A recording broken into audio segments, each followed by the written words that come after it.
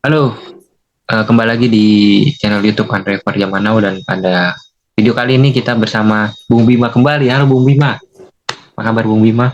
Halo Andre, Naulan. Halo. Luar biasa Bung Bima. Eh, Gimana nih Bung Bima? Nonton ini konser-konser? Oh, enggak. Oh enggak ya, Foto duluan tapi nggak tidak dapat berapa. nggak dapet ya. Ya udah, nanti apa ya? Pesan langsung on the spot aja kali ya. Nah, cepet dong. Buat Langsung kalau. ya. Kalau mau nonton sih langsung ke tempatnya benar-benar. Iya. Oke, kita kita tidak bahas itu ya, kita bahas bola.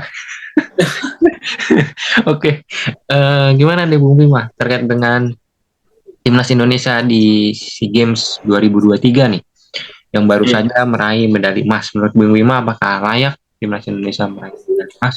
Ya, kalau pertama-tama saya tegaskan dulu di sini ya. Saya nggak nonton atau gue nggak nonton pertandingan timnas dari pertama kali main kali itu menghadapi Myanmar ya, kalau nggak salah. Dan baru nonton tuh menghadapi final ketika mengalahkan Thailand. Kalau dilihat dari menghadapi Thailand di final, gue lihat Indonesia layak untuk menang karena apa? Mendominasi jalan pertandingan ya. Gue justru nggak ngelihat Thailand yang biasanya yang ya walaupun banyak yang bilang juga bahwa Thailand nggak menurunkan squad utamanya di SEA Games kali ini.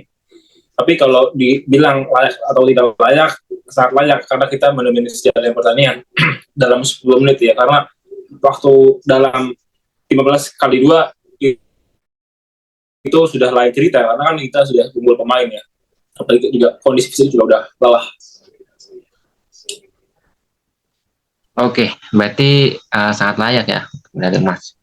Nah, mungkin yang gue lihat ya dari timnas Indonesia SEA Games 2023 ini itu apa banyak pemain yang mungkin tidak ditempatkan pada posisi seperti biasanya ya.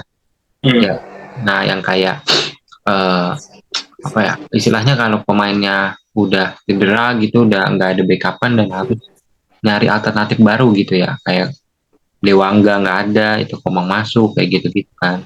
Terus Hmm. kayak siapa lagi tuh ya misalkan kalau Marcelino kan pasti ada penggantinya ya, bisa Beckham. Tapi kalau eh, yang kayak tadi nih, kayak pengganti Arhan gitu ya, Arhan yang notabene kemarin itu yang main Haikal ya. Nah itu Hmm. agak sulit sebenarnya, kan dia juga baru perform, bisa dibilang ya, itu di final, langsung terjun di final gitu ditaruh. Menurut Bung Bima, Ya. apakah penaruh apa peletakan dari masing-masing pemain yang tidak sesuai dengan posisinya ini sudah pas gitu? Kalau menurut gue sih kalau soal pas dan tidak pas ini kan kembali lagi di pemainnya sendiri, dia siap apa enggak. Ketika sudah siap dengan posisi barunya, gue pikir pemain akan 100% all out karena jarang juga pemain yang tadinya berposisi sebagai gelandang misalnya ya, namun ketika dicoba ke bek kanan akan berhasil ya. Asnawi kan itu, Haikal kan juga sejatinya seorang gelandang tapi ketika ditarik ke posisi bek kiri ternyata juga tidak berubah amat. Itu lagi yang mau bilang adalah itu kembali lagi ke siap dan tidak siap sih kalau itu, karena kan dalam zaman modern sepak bola ini kita sudah ya banyak melihat lah pemain-pemain ditempatkan di posisi baru atau ya tempatkan di posisi yang tidak semestinya. Kalau di City kan ada John Stones tuh yang tadinya seorang bek tengah, sekarang diubah oleh Pep jadi seorang gelandang bertahan, dan gue pikir itu akan bertahan lama ya. Jika sudah settle, sudah siap ya, itu udah bisa dibilang sudah tepat gitu. Oke, berarti menjadi hal yang biasa gitu ya, bukan Ya hal yang lumrah ya, yang biasa benar. yang lumrah ya. Oke, oke, di kejadian kita berkaca di kejadian final di SEA Games ini ya, ini banyak sekali kartu merah dan Bung Bima ya, banyak sekali kartu merah dan kartu kuning Hmm. dengan intensitas yang sangat tinggi gitu ya di final. Hmm. Dari dulu juga Indonesia Thailand juga seperti itu ya, banyak banget kartu merah gitu ya. Contohnya Abdurrahman gitu tiba-tiba menendang bola ke bench pemain Thailand. Terus yang bisa berkaca lagi yang baru kemarin nih, yang sampai manajer dari timnas Indonesia tuh kena pukul dengan isu apa untuk melerai pemain yang bertengkar gitu. Nah, menurut Bung Bima, apakah dengan adanya ini ya sikap emosional dari para pemain ini, menurut Bung Bima sudah tidak terjaga gitu, misalkan sudah tertinggal dari lawannya gitu. Kalau soal mental, gue bilang ya, pertama di sini gue akan menyalahkan Indonesia karena apa, kita sudah unggul, kecuali kita dalam kondisi kalah, bolehlah terpancing. Kita dalam kondisi menang, nggak ada alasan untuk meladeni apa yang dilakukan Thailand. Meskipun kalau kata teman gue bilang bahwa sebenarnya ini terjadi ketika golnya Sananta, ketika kita gol 2-0 itu Sananta melakukan sebuah sewor ke bench daripada Thailand. Dan untuk itulah Thailand merespon ketika gol 2-2, dia kembali berselebrasi di bench Indonesia. Dan puncaknya kan di ketika gol 3-2 ya. Itu Iya, betul. Gue bilang tadi, kenapa kita udah unggul 3-2, ngapain pakai sewor lagi ke bench Thailand? Itu menurut gue sebuah hal yang disayangkan ya. Kan bisa saja kita diganjar kartu merah, dan itu akan merugikan ya. Dan kita juga sedikit diuntungkan ketika Thailand ternyata mendapatkan kembali satu kartu merah. Dan gue bilang kalau Thailand yang mendapatkan satu kartu merah dan kita menghadapi lawan 10, itu akan lain cerita. Tapi kita beruntung untuk itu. Makanya gue bilang untuk kedepannya ya nggak ada lagi lah kejadian-kejadian seperti itu mental yang harusnya nggak usah ada ya, walaupun tim ataupun lawan mencoba memprovokasi, tapi kita harus cool down dalam kondisi di sepak bola karena terpancing sedikit akan sangat merugikan.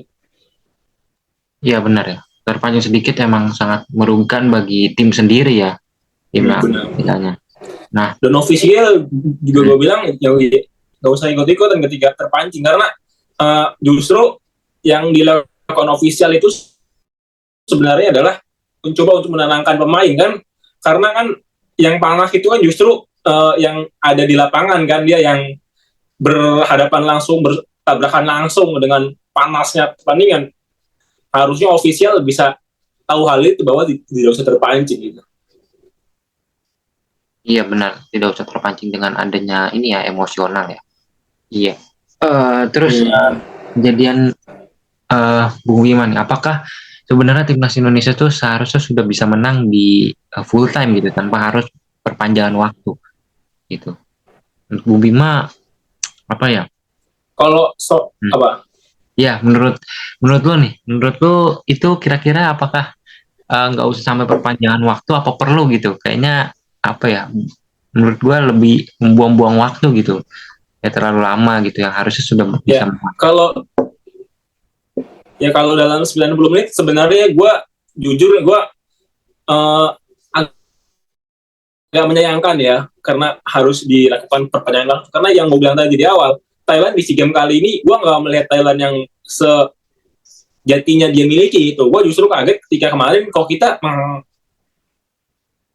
kok bisa bermain begini, kita bisa menguasai pertandingan, terus Thailand kok seperti menunggu. Dan untuk itu gue kalau ini mah menang bisa gitu, kalau nggak menang juga berarti ya nggak bener nih gitu gue bilang ya. Dan itu terbukti kan, ternyata dengan kualitas, dengan intensitas, dengan permainan kita menguasai dengan Thailand yang sebenarnya tidak bermain bagus, tidak bermain apik, namun ternyata Thailand bisa juga minta 2 gol. Itu kan yang udah tadi, beruntungnya kita di 30/2 kita bisa survive dengan keunggulan pemain. Kalau kita nggak bisa melakukan itu ya itu bisa disalahkan pemain sendiri, karena 90 menit itu harusnya kita udah bisa mengunci pertandingan. Bahkan ketika Ines Afri selebrasi itu gue bilang juga di grup di mana gitu, gue bilang ini kalau nggak juara ini akan malu karena udah selebrasi duluan ya, belum juara. Harusnya bisa 90 menit kita selesaikan kalau dengan melihat dari pertandingan. Betul. Untungnya juara ya, untungnya juara. Sampai juara kan malu itu. Iya ya. Oke, kita bahas untuk selanjutnya nih Bung Bima. Timnas Indonesia sudah berhasil memecahkan rekor 32 tahun untuk meraih emas ya. Nah untuk selanjutnya nih, ada undian pot untuk Piala Asia U23 ya. 23 kalau nggak salah itu ya nanti di 2023 ini ya, bulan September. Nah, menurut Bung Bima kira-kira pelatih yang cocok itu tetap Indra Syafri atau Sintayong? Ya, ini gue akan sangat ibaratnya kata sangat disayangkan ya. Dan gue juga sedikit tertawa-tawa. Kenapa yang Indra Syafri, direktur teknik itu bisa melatih di SEA Games. Dengan hasil ini justru PSSI beranggapan bahwa Indra Syafri siap untuk terjun di Piala Asia. Kalau gue pribadi, Indra Syafri nggak siap. Kalau lihat rekor dia selama di AFC ya, dari U19, U23 kan nggak bagus. Dari era U19 dia hanya meloloskan di era Evan Dimas. Kali itu kita menang ajaib menghadapi Korea Selatan di kualifikasi. Namun kan kita menjadi bulan-bulanan ketika turnamen sesungguhnya di 2014. Kemudian di 2019 kita lolos juga AFC U20, namun perlu digarisbawahi kita nggak lolos kualifikasi, kita lolos via tuan rumah. Dan kali ini U23 lebih berat dari itu, dan bahkan kan Sintayong pun nggak bisa meloloskan kita ke fase selanjutnya di turnamen sesungguhnya kan, kita di kualifikasi kalau salah peringkat 3. Dan ini Indra Syafri yang kita tahu bahwa justru kan banyak yang bercanda ya, taktik Indra Syafri ini di SEA Games ini hanya mengandalkan throw-in-nya Arhan gitu kan. Itu ingin menghadapi pemain-pemain Jepang, ingin menghadapi pemain Korea Selatan, ingin menghadapi pemain Iran ya. Uzbekistan itu kan ini nggak make sense kalau menurut gua. Kenapa? Ya sebenarnya bener juga, kita nggak usah menyerahkan U23 ini di Indra Syafri. Kenapa nggak kita mencari pelatih Asia ya, yang satu level lah di bawah Sintayong ya. Bisa juga kan pelatihnya Vietnam itu kan, Park Hang-seo kan itu lagi nganggur, itu bisa pakai itu kan. Kalau Sintayong kan udah kemahalan karena udah melatih Korea Selatan kan di Piala Dunia. Park Hang-seo menurut gue kalau dari segi nilai kontrak, gue bilang nggak akan terlalu tinggi seperti Sintayong ya.